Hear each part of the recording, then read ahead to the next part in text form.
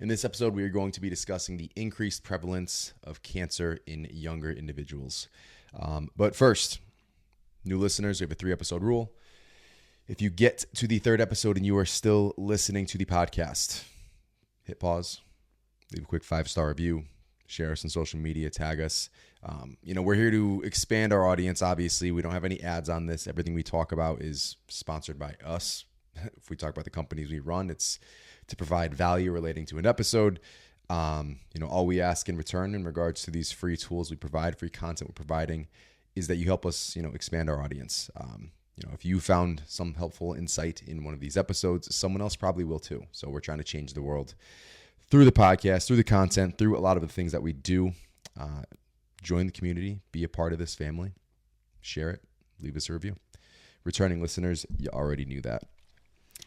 Shout out to Taylor and Amanda who recently left reviews. Thank you guys. Both of them were so thoughtful and put a smile to my face. So just wanted to give a quick shout out. Appreciate you. Are we still having a volume issue?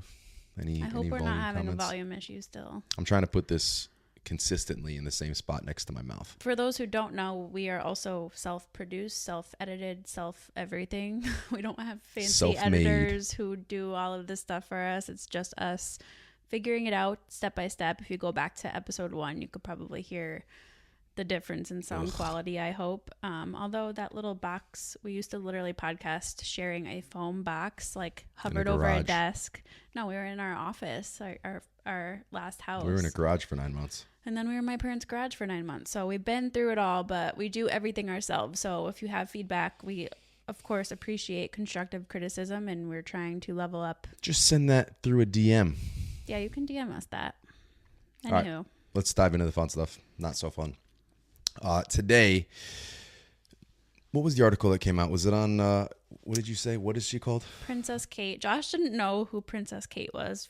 Kate Middleton, first of all. I don't know. I feel like that's just, you just know who the Queen of England and the princess. No, I'm not up on pop culture. I don't even think it's pop culture. Maybe it is. I don't know. But anywho, she got diagnosed apparently with cancer. I don't know if she said which one, but.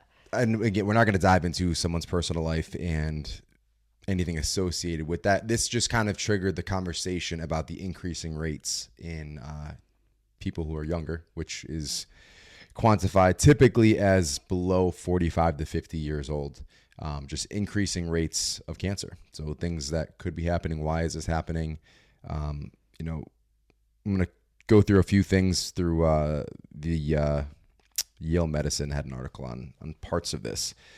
So essentially, cellular damage accumulates in the body around age 50. That's typically, or it's accumulating to that point, but that's typically the age where we see that dramatic spike in cancer rates. So we're seeing a lot more frequent cases of people below that threshold with varieties of different cancers, typically colorectal, breast cancer, gastro cancers, things along those lines, which will make a little more sense when we kind of dive into why certain things may be happening.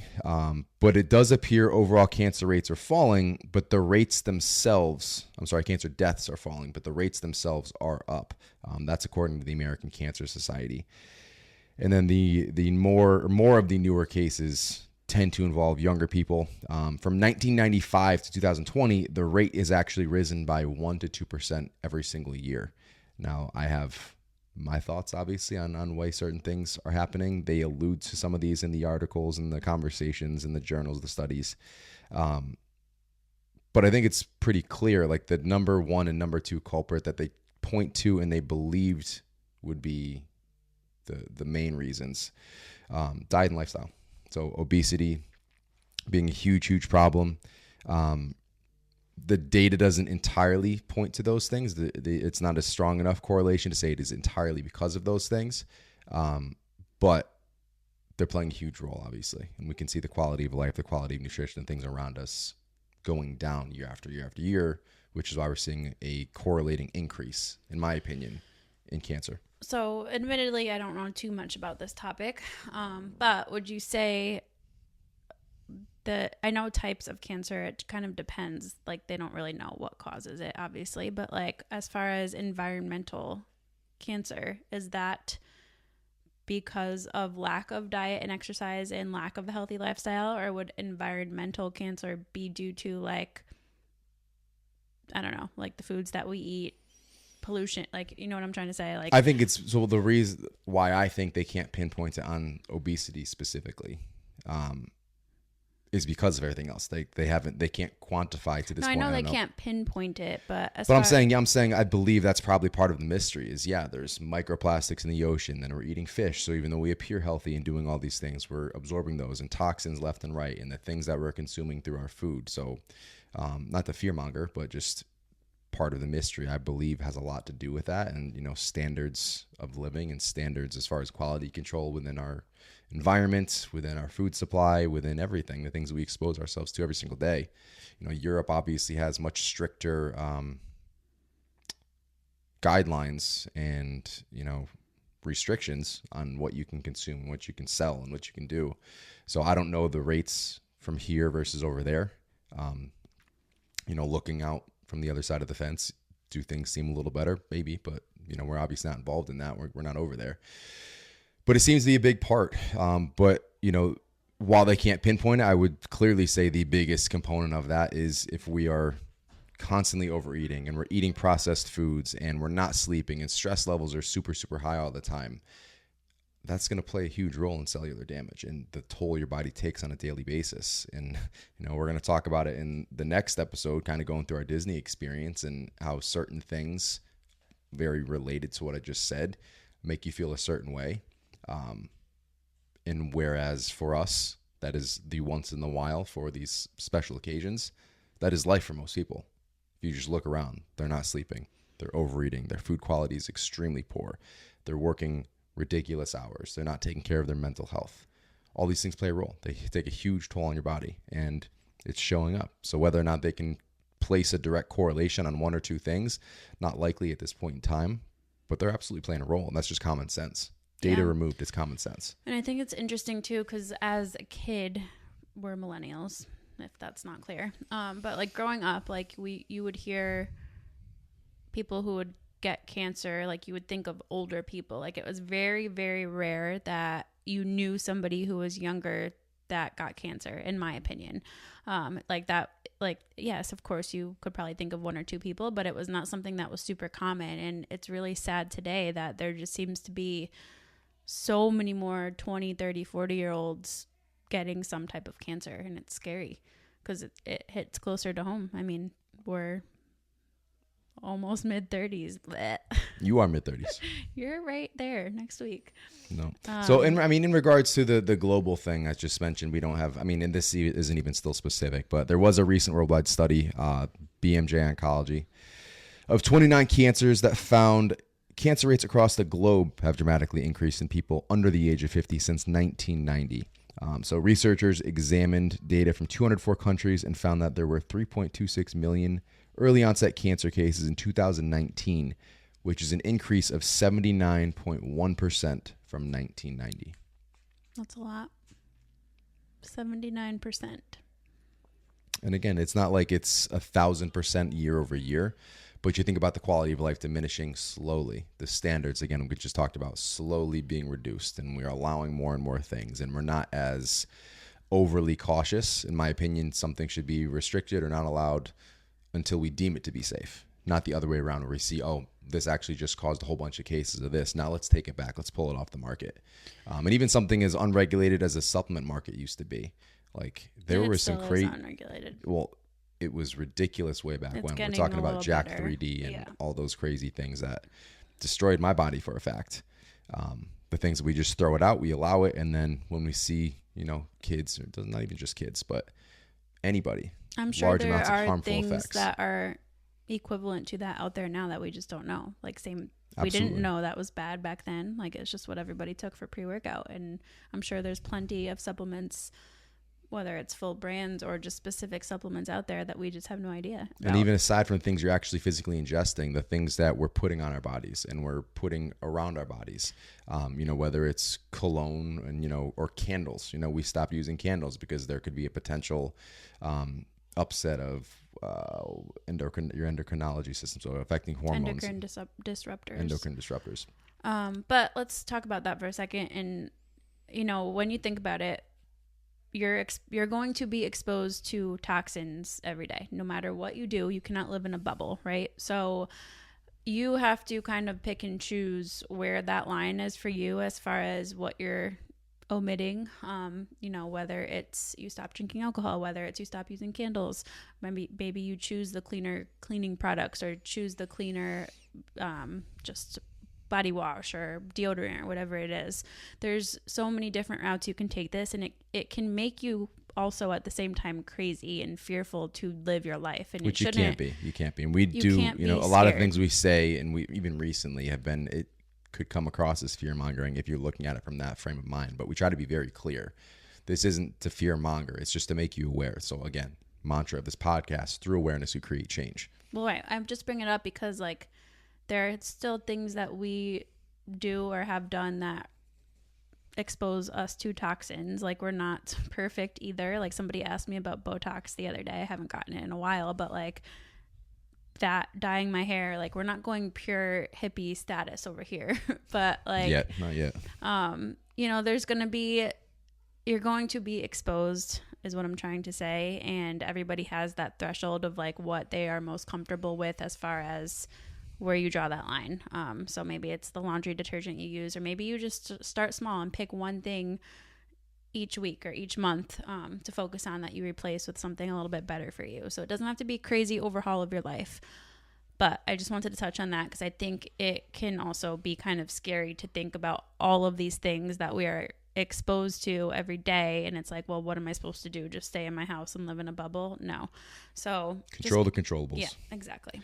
So one thing we've been huge on recently, and not recent, I mean this over the past few years, as I've navigated my gut health journey with Barrett's esophagus, working through that, getting energy levels back up, we've talked about fiber diversity, nutrient diversity, our gut microbiome. And it's been a really cool journey to kind of experience as more data comes to light, and as this becomes more mainstream, talking about gut health, talking about your microbiome, all the superpowers that your microbiome has for your body, and the trillions of little cells in there that affect everything that happens. So there was an article, from Nature discussing scientists looking at microbiome changes leading to this increase. And we also know, your microbiome is affected by your diet, by lifestyle, by stress, all these things we just talked about, by your environmental factors. So it makes a lot of sense that could certainly play a role. So obesity, microbiome changes affecting everything else that's happening within your body. We talk about the accumulation of cellular damage leading to this rapid increase post age 50 typically. So the things that place that daily stress on our body and not only create more damage, but don't allow us to heal that damage and to recycle those damaged cells if we're not sleeping, if we're not taking care of our mental health, if we're not eating the right things that give our body the fuel and the nutrients that allow it to function properly. If we're eating around the clock, so we're stress eating, we eat right before bed, our body doesn't have time to kind of shut down and go back to those physical repairs. If you're digesting, you're going to be digesting up to 5-6 hours after your last meal. So if you're eating right up until bed, you're getting 1, 2, 3 hours of restorative time. Whereas if we shut down eating a few hours before bed, maybe we fall asleep, first couple hours, we're finishing that process up. But ideally, you've got a solid 6 hours to repair your organs and your bodily functions. To go along with that, though, the first question I still get asked all the time is, what supplements are you taking? What supplements should I take? People are so quick to skip the basics of sleep, stress, everything you just said.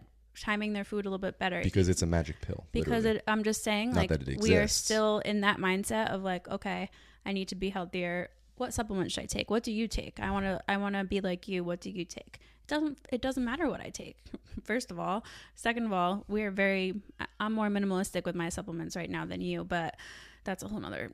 Maybe that's another podcast. That's part of my Barrett's and my gut health stuff, and avoiding. I don't take PPIs. I've been cleared of Barrett's for 3 years after my radio frequency ablations. And it's not even that supplements are bad, though. That's my point. Is the things that I'm taking wouldn't matter if I wasn't doing everything else. When I was at my worst, anytime I slept a minute less than 8 hours, I literally felt like I was dying the next day. And that's not an exaggeration. I felt like I was having a heart attack because I slept 7 hours and 59 minutes as opposed to 8. Because my body needed that recovery time. It needed that time to heal. And I learned through, research, obviously, but also trial and error with myself. What makes me feel good? What doesn't help? What's neutral? And what makes me feel really shitty? All of those things have shaped my habits today. Yeah, you can't skip supplements the basics. are just icing. You cannot skip the basics. For every one of our clients, supplements is the very last thing that we focus on. You could spend $10,000 a month literally on supplements, on peptides, on hormone replacement. If you're not doing all the other things, that's doing nothing. Literally nothing. But my point in sharing that was we are still so backwards as far as how to even start what we're looking for when it comes to living a healthier lifestyle, which is literally the first thing I think the CL article said as far as how do you avoid early onset cancer. Their first recommendation: pay attention to exercise and nutrition, don't smoke, don't drink too much, I would say any alcohol. That's just my personal bias though. And be aware of your family history. Of course, genetics plays a role into this. We're not going to pretend that it doesn't, but there is still so much you can control as far as your overall health goes that is outside of genetics. Yeah, and being aware of your history. If you have risk history, there are more things more approaches you need to take to mitigate that risk. I would argue a lot of people have a very fixed mindset if they know they have a certain family history, or if their family is all overweight. Like they sort of adapt this mindset that this is just how my life is. This is where I was born into. They don't understand that they can still change. They can still become whoever the heck they want to be. Does genetics play a role? Yes, but it's not as big of a role as many of us think. We still can control so much when it comes to our health and fitness. And there's enough research out there. The world is at your fingertips where you can figure out all of the things you can do to go above and beyond to mitigate those risks, and for specific diseases and specific cancers and neurodegenerative disorders. And I will say, there are plenty of people being proactive. Like we have clients reaching out, hey, I have a family history of high cholesterol and obesity and heart disease and yada, yada, yada. I want to be proactive in preventing that because I notice I'm starting to slow down. I notice I'm starting to gain weight. I notice. Through awareness, we create change. Well, look at what was the client win that I shared yesterday? One of our clients, Amanda.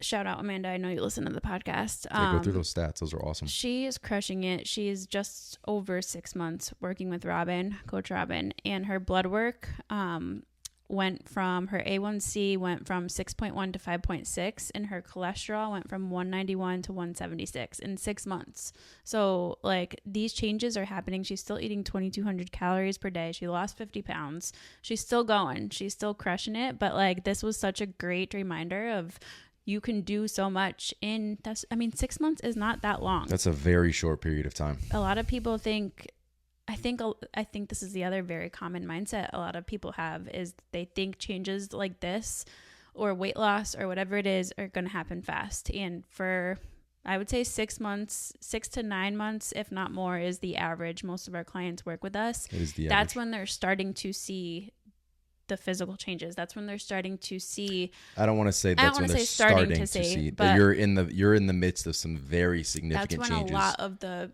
big progress happens. You're going to start seeing it. You're going to start feeling it as soon as you hit your stride. So once we develop your system and we fine tune that process, and you're consistent, it's just about immediate. Once you get that consistency down and we continue to fine tune things, you're going to feel great very quickly, and you're going to start seeing the progress. So I don't want to say start seeing.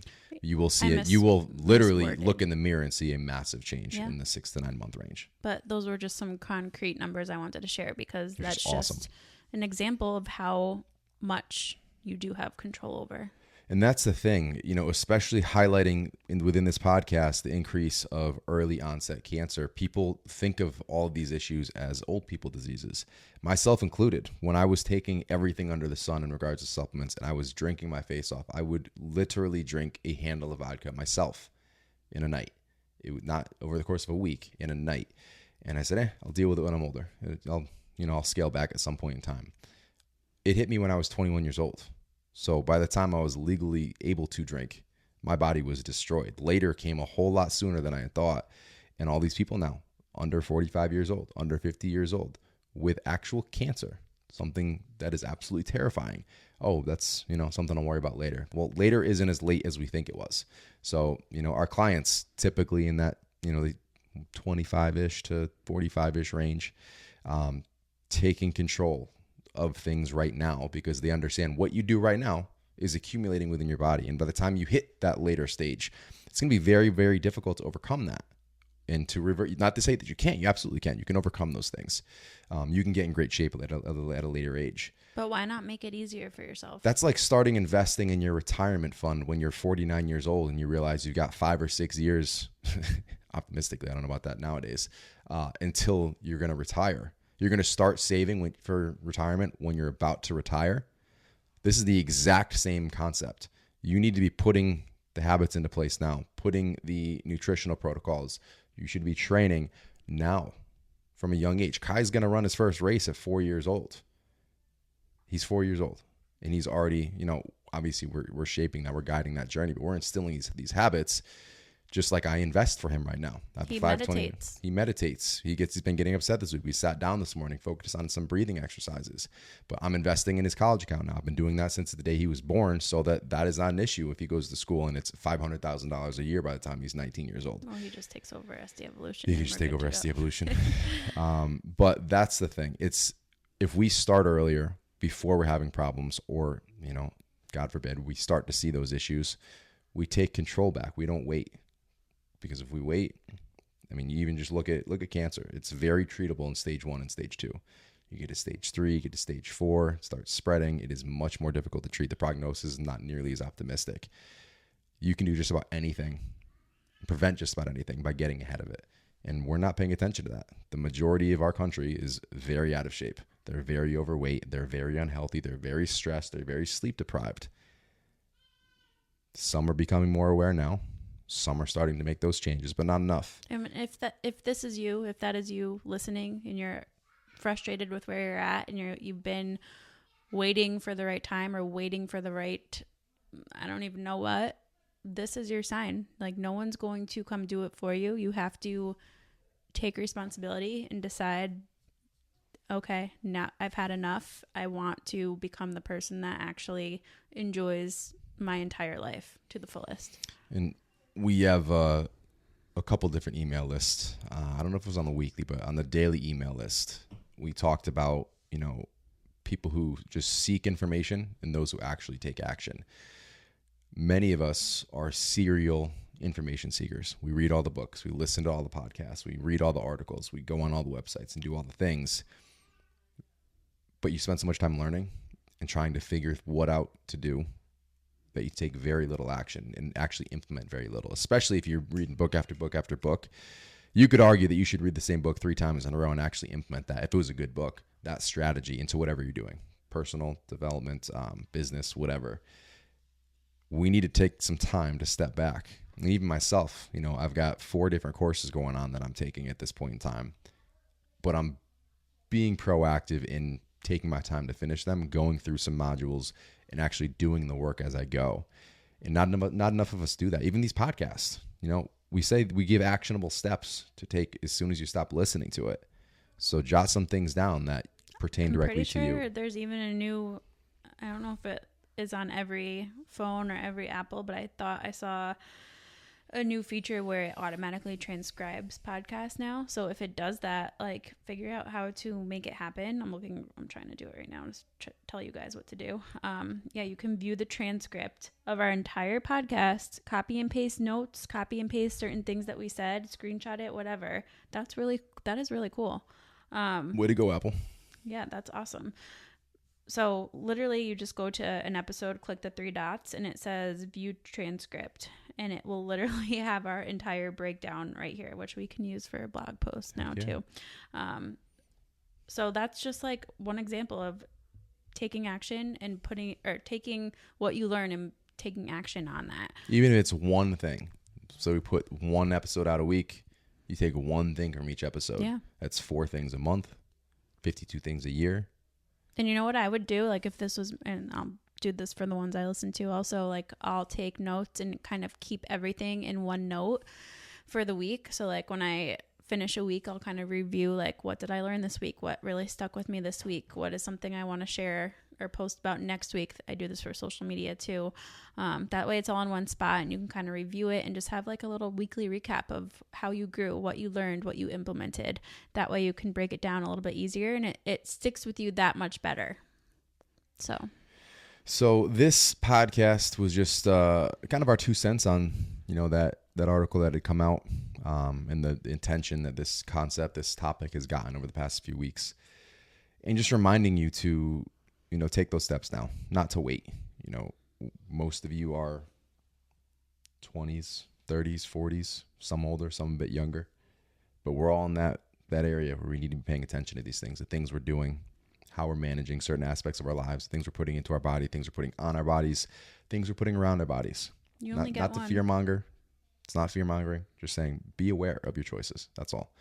So we're going to wrap this one up here. I hope I didn't just get cut off. I think we're good. Nope. We good? Where can they find you if we're still on this? I'm at Alessandra Skutnik. I'm at Josh Skutnik. Everything else is linked in the show notes.